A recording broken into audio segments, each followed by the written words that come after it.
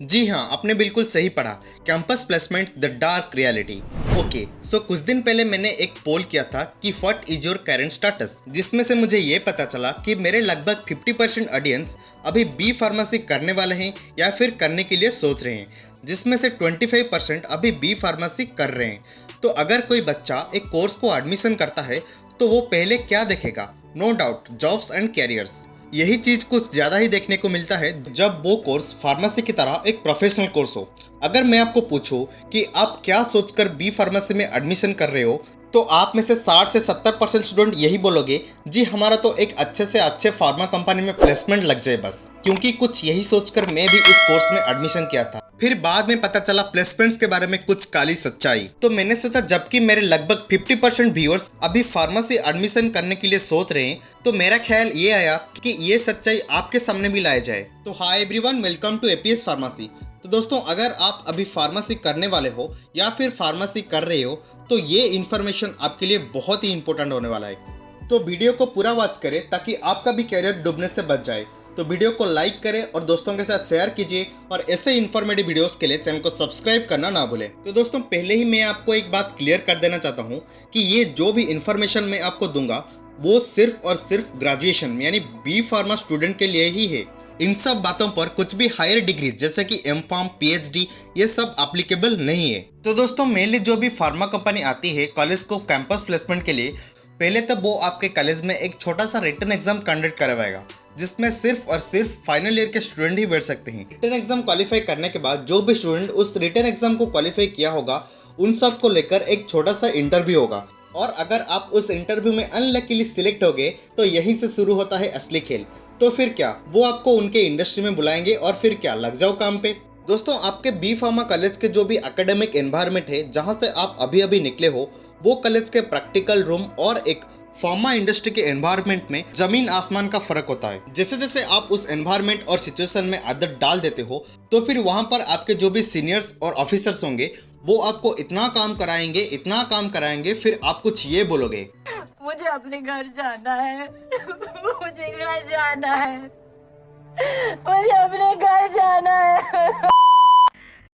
और तो और अगर आप अभी अभी बी फार्मा करके गए हो और आपको प्रोडक्शन डिपार्टमेंट मिल गया, तो फिर वहां पर आपको घंटों घंटों खड़ा होना पड़ता है। और इसमें सबसे बुरी बात क्या आपको पता है? आप अभी ये सोच रहे होगे तो फिर सैलरी कितनी मिलती है? स्टार्टिंग में आपका सैलरी कुछ सिर्फ और सिर्फ 10 से 15 हजार के बीच ही रहती है।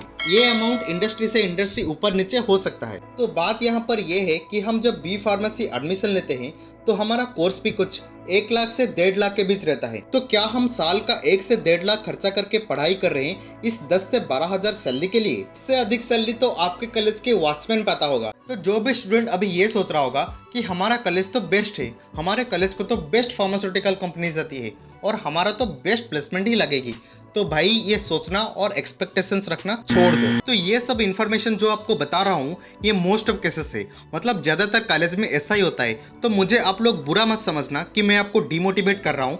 जी नहीं दोस्तों, मैं आपको डिमोटिवेट नहीं कर रहा हूँ, बस जो सच है उस सच को आपके सामने ला रहा हूँ। दोस्तों, अभी तक मैंने ये जो कुछ भी आपको बताया ये उन लोगों के लिए और भी ज़्यादा मुश्किल हो जाता है जिनके अपने राज्य में, मतलब जो भी स्टेट में वो रहते हैं, वहाँ पर अगर कोई भी फार्मास्यूटिकल इंडस्ट्री नहीं हो। तो ऑब्वियसली दोस्तों, जॉब पाने के लिए आपको दूसरे राज्य में जाना पड़ेगा जहाँ वो फार्मास्यूटिकल कंपनी है।